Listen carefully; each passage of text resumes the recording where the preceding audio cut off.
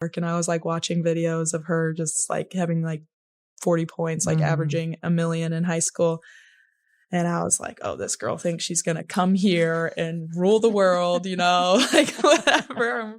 It's going to be, whatever. And there she did, came in right away and ruled the world. And I was like, all right, here we go. Kate Martin's WNBA journey started with promise, but quickly turned into a nightmare. The former Iowa standout, the same one who helped Caitlin Clark lead the Hawkeyes to back-to-back Final Fours, found herself wasting away on the Las Vegas Aces bench, watching her career stall before it even had a chance to start.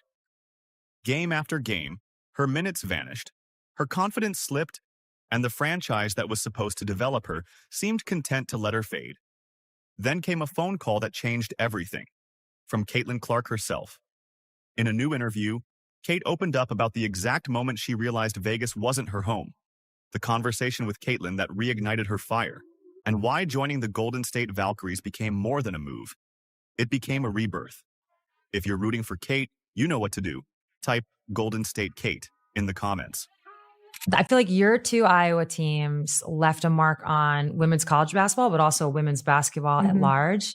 Is that like kind of crazy to think about? Like you were a part of something that was a catalyst for this like larger. To understand how we got here, you've got to rewind to Iowa.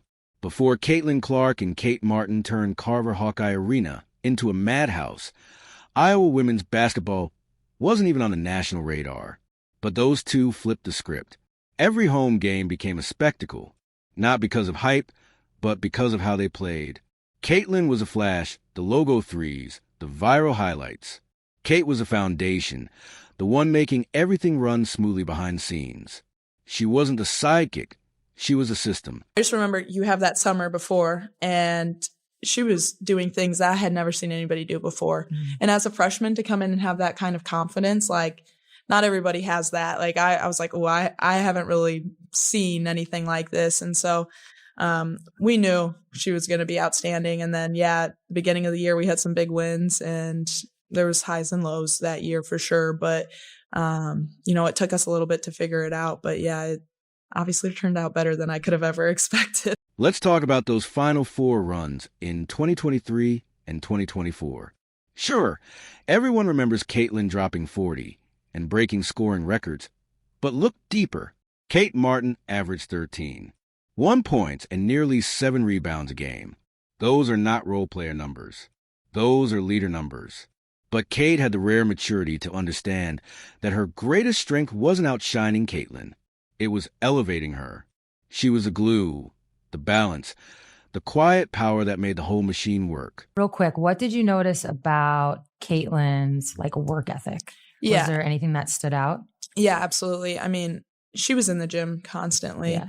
And it was like the way she approached everything too was like, it was like with a sort of excellence. It wasn't like, oh, I'm just going to go through the motions and like whatever. It was like, no, like I'm here to kick your butt in every single drill, every single practice. Like, and especially whenever our like gray squad guys were playing against us, it was like, if you're across from me, you're my enemy, Right. And like, I think that's just kind of how you have to approach things to get better. And she had that, next level mindset, and it really just raised us all up with her. Go back and watch that iconic Final Four matchup against South Carolina, the one that stunned the undefeated Gamecocks. Kate calls it the defining moment of her career, and it's easy to see why.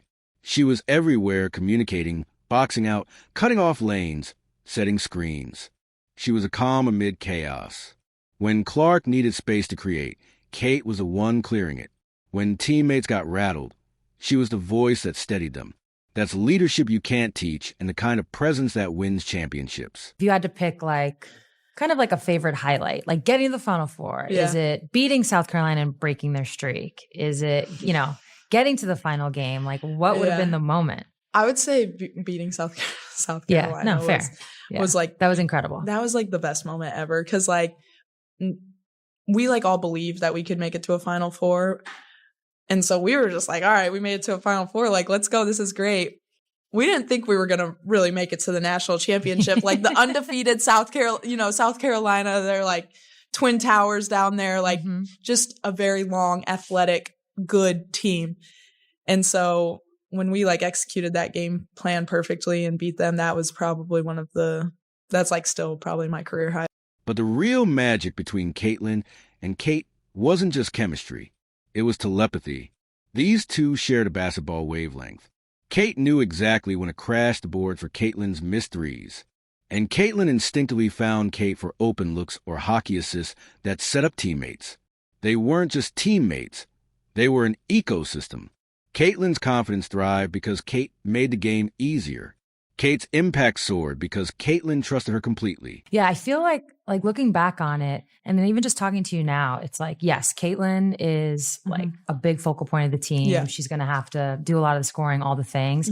And it's almost like good cop, bad cop or something. Yeah. Now, I don't mean it in like literal terms, but she just had to like be herself, and that was going to win you games. But then you had to come in and kind of be like a calming effect. And that, so I'm actually really curious, as these teams start to take shape in 2023 and then 2024, like what was your leadership style in conjunction with a player like Caitlin, but also the rest of your team? And make no mistake, Kate did the dirty work that didn't make it into the highlight reels. She set the screens that freed Caitlin for those impossible shots. She rotated defensively to cover for Caitlin's aggressive gomlas. She grabbed the offensive rebounds that gave Iowa second chances. I was definitely more of like the calmer presence and being like, hey, like look me in the eyes, deep breath, like it's all going to be okay. And I think like the leadership style that I really had was just like trust. Like she trusted me because she had seen me like putting in the work in the gym. She knew how much I cared. Like I was only 2 years older than her, but like she believed that like I had her best interest in mind. And like I showed her that over and over again. Like I built a relationship with her outside of basketball. I tried to build relationships with all my teammates outside of basketball. So it wasn't like the only time I'm talking to you is out on the court and telling you like, hey, like you can't do that. Or like, hey, like do that, whatever is like. It's called relationship equity. But the WNBA is a different beast. Kate thought that Iowa magic, that blend of chemistry, toughness, and IQ would seamlessly carry over to pros. Instead, she hit a brick wall in Las Vegas. The Aces drafted her, but what came next felt like a slow-motion demotion. While a Jaw Wilson and the Aces veteran core hogged every meaningful minute, Kate sat and watched her dream fade. Her playing time tells the story. In May, she averaged about 20 minutes per game, respectable for a rookie. By September, just 11. 5. Her production cratered to 2. 6 points, 1. 6 and 6 rebounds. Those aren't numbers that reflect lack of talent. They reflect lack of opportunity. The same player who was pulling down boards and knocking down shots in college was now being told to grab a towel and stay ready for what exactly? Like if we needed to get across to Caitlin, like it was like Kate, like that was like my job at times. And then like her junior and sophomore year, like she had done so much like work on herself and like how to be like a great teammate and all of us together that like I didn't need to like, I don't know, like do all of that. Manage that as much as like I had in the past. But I felt grateful that, she trusted me enough and like I trusted her enough too, to where like it was a working relationship. And so then, I just kind of did that with all of my teammates. And I felt grateful that like I was the person who could speak. And when the playoffs rolled around, things somehow got worse. 6 playoff games, 3 total minutes. 3. That's not player development. That's a message. And the message was clear. In Vegas, Kate Martin wasn't part of the plan. I'm curious. So now that you are into your second year, like what do you think, what makes the WNBA so difficult to play in? Man, I mean, I just think the physicality, speed, smart players, like really smart players. And people have been around for so long, honestly. I mean, I'm just thinking back to like New York. They're massive. They are, like, they're very, very, very good. Like a lot of these people have been playing professional basketball for a very long time.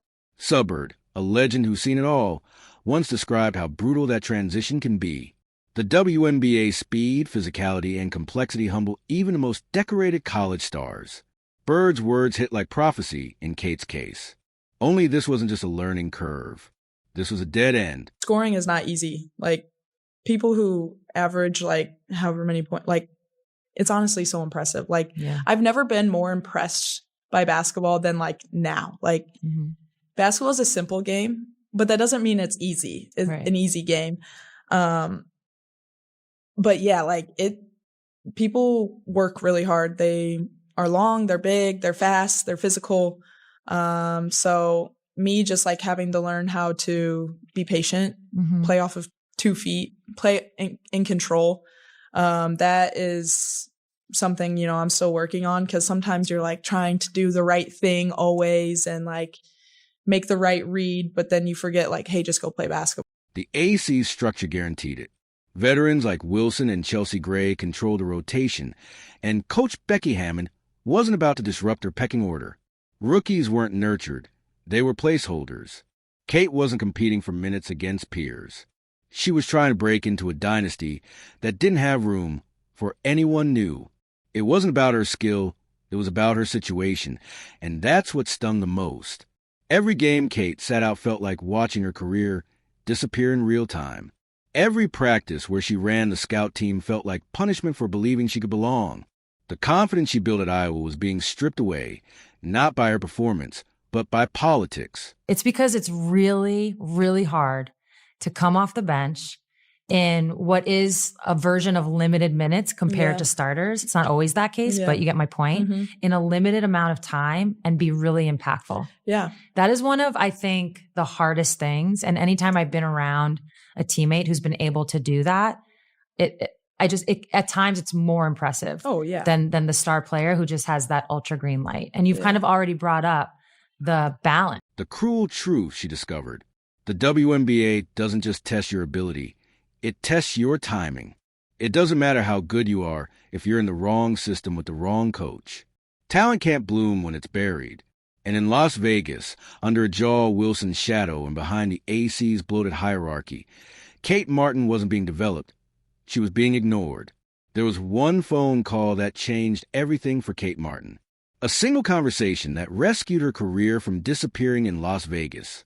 At her lowest point, sitting on the AC's bench and questioning whether she even belonged in the WNBA, Kate did what she always did when she needed clarity. She called Caitlin Clark. How did you feel about the whole expansion draft situation? I was really excited. Okay. Yeah. So when you weren't protected, were you like kind of expecting that? And then it was like, whatever happens, happens? Yeah, I was kind of expecting that. I mean, you just looked at the roster and you're like, there's just like too many good players. It's a business. Like, you know, like it is what it is. It wasn't just a friendly chat. It was a lifeline she didn't know she needed. Caitlin was dealing with her own brutal learning curve in Indiana. The physicality, the speed, the pressure of being the face of an entire league. But when Kate explained how she was being buried in Vegas, Caitlin instantly recognized what was wrong. It wasn't Kate's talent. It was her environment. Caitlin told her exactly what no one else had the courage to say. You're not failing. They're failing you. Up until then, I didn't know if I had been protected or not. Okay. And so... Oh, yeah, that's right. They don't actually tell you. They told some people, but they didn't. I was not informed. No, it's actually smart they don't tell. Yeah. Because that would just be... Yeah. That'd be messed up. Yeah. And so when I got told I was going to get picked up, I was just super excited for another opportunity. Like, some people don't get opportunities to go to a training camp or like, you know, get the opportunity to make a team. And so the fact that I knew I was going to get another shot, I was excited and felt really grateful for it. So yeah, I was really happy. Right, yeah. That hit home. Caitlin reminded her of what they built together at Iowa, a partnership built on trust, chemistry, and understanding each other's strengths. She told Kate that sometimes success isn't about grinding harder in a bad situation. It's about finding a place that sees your worth. That single phone call reframed everything. Leaving Vegas wasn't quitting. It was choosing herself. Sue Bird once said that every player needs to find the right system. Not just any team, but the one that actually values what they bring. That was the light bulb moment for Kate. When the Golden State Valkyries selected her in the expansion draft, it wasn't just another roster move. It was an invitation to start over. Vegas saw her as disposable. Golden State saw her as foundational. Now you're in the Bay. It's a new franchise. season tickets were sold out immediately. I've heard home games are insane. They are. The owners have come out. They said a chip within the first 5 years. So the expectations are high. Yeah. But like you said, it was an opportunity to make a team and you did. So what has that excitement of a new franchise been like? The Valkyries knew exactly what they were getting. A leader, a communicator, and a player who could shape a team's culture before ever taking a shot. I'm really excited. Kate said in her first interview, "This league is all about opportunity, and you just need one shot." That line summed it up perfectly. Caitlin gave her the courage to bet on herself in Golden State, gave her the table to place that bet on. That phone call didn't just save her career. It reignited her belief that she belonged. But let's be clear, this move is bigger than just a change of uniform. It's a full reset, the kind you only get once in a career. Expansion teams are rare chances to build something from the ground up. And that's exactly what Kate needed, a blank canvas where she could define her own story. It's been awesome. It's got to be insane. Yeah, it's been awesome. Like, the fans really are so loud. Yeah. Yeah, it has been awesome in Chase Center. And they've been sticking with it the whole game. Like, when we were losing to LA the first game, they stayed the entire time and they cheered us on from the first minute to the last minute. And so that means a lot as a team. Yeah. Like, seeing your fans stay, like, and cheer for you. They were invested. It was just really cool. And like, you see people in the Bay Area just wearing Valkyries gear. Unlike Las Vegas, Golden State isn't built on egos and hierarchy. The Aces were a top-heavy franchise run by stars who guarded their minutes like gold, led by A'ja Wilson, whose dominance left no room for anyone else to shine. In contrast, the Valkyries are building something collaborative. Their GM O'Han made it clear she wanted players who could set the tone. Unselfish, high IQ athletes who valued chemistry over clout. Kate was her prototype. Head coach Natalie Nass, who had seen Kate's work ethic up close in Vegas, immediately shifted gears. Her approach in Golden State is about effort and intent, not perfection. Mistakes aren't punishable. Complacency is. She preaches communication, enthusiasm, and accountability. Everything Kate brings naturally. The message was clear in this system.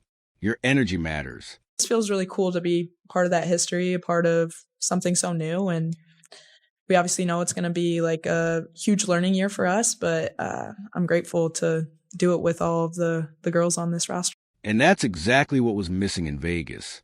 Under the A star-driven dynamic, rookies like Kate were invisible. In Golden State, she's not a backup plan. She's part of the blueprint. Her role to anchor the team culture with her trademark work ethic, to bring that same Iowa glue energy, the grit, the calm, the unselfishness that helped Caitlin Clark thrive on the court. Her focus is simple but vital. Rebound hard, defend relentlessly, make smart passes, and hit open shots. She's not chasing highlight stats. She's building trust.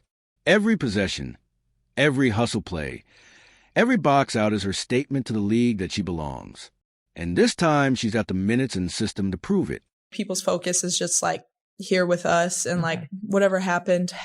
But yeah, I mean, I think in ways people can be like, oh, like, man, I didn't get protected. Like, as like an athlete, you know, it's kind of hard not to be like, oh, they didn't want motivation. Me, you know, totally. Like, or like kind of feels like a failure in some type of way, or like rejection maybe is a better word. But everybody's like energy, everybody's excitement to get better and to learn and to build each other up has been phenomenal. Subbird's wisdom about finding your fit is unfolding in real time here. Golden State is giving Kate exactly what Vegas refused to: space to grow. It's proof that the right environment can unlock talent in ways no stat sheet can capture. The Valkyries didn't just hand Kate Martin a role. They handed her a purpose. She's helping shape a brand new franchise from day one. And that kind of influence is rare in professional sports. It's not just about winning games. It's about building identity, one that values hard work, connection, and belief. Kate's move mirrors a familiar truth in sports. Sometimes the most powerful career decision isn't staying loyal, but walking away. Every athlete faces that moment when they realize they've outgrown their surroundings. For Kate, leaving the Aces wasn't failure. It was her declaration of independence. I really love it, honestly. It's been a lot of fun. But yeah, they brought a crazy spark. Like they very high IQ, like want to play fast. And yeah, they just get out and go, go, go. And so that's how we want to play too. You know, we want to play fast and we want to, you know, as you guys have probably can see with the numbers, we want to shoot a lot of threes too. And so their experience, like, yeah, they're young, but they've been playing pro for way more, like a really long time. So they have a lot of experience and they've brought a lot of fun to the team for sure. First player to thrive after a change of scenery, and she won't be the last. But her journey feels different because we all watched the rise, the fall, and now the rebirth. From the heights of Iowa to the depths of Vegas, Kate's story was always about resilience. And now in Golden State, it's about redemption. The Golden State Valkyries are betting on her leadership. Caitlin Clark reminded her of her worth. And Kate Martin, she's proving that sometimes the smartest thing you can do is stop waiting for opportunity and go create it yourself. So next time you see her wearing that Valkyries jersey, remember what it took to get there.